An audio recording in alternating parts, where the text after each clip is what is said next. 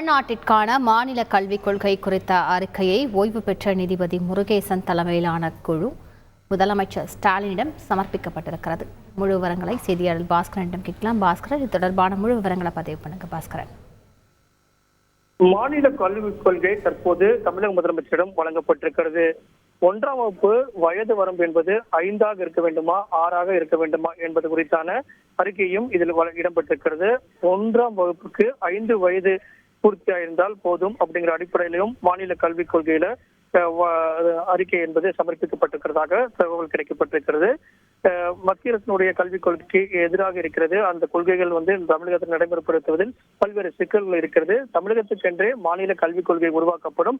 அதன் அடிப்படையில் மாணவர் சேர்க்கை, அதே நேரத்தில் மாணவர்களுக்கான பாடத்திட்டங்கள், நியமனம் உள்ளிட்ட பல்வேறு விதமான அம்சங்களை உள்ளடக்கியதாக அந்த மாநில கல்விக் கொள்கை என்பது அமையும் என்பது தெரிவிக்கப்பட்டிருந்தது. அந்த வகையில ஓய்வு பெற்ற நீதியரசர் தலைமையில குழு அமைக்கப்பட்டிருந்தது. 13 உறுப்பினர்கள் இடம்பெற்றிருந்தார்கள்.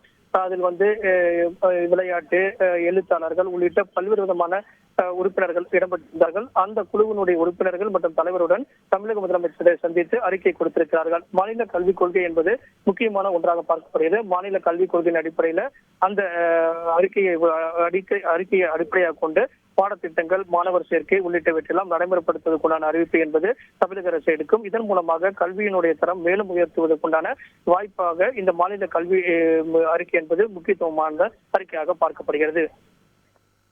நன்றி பாஸ்கரன்.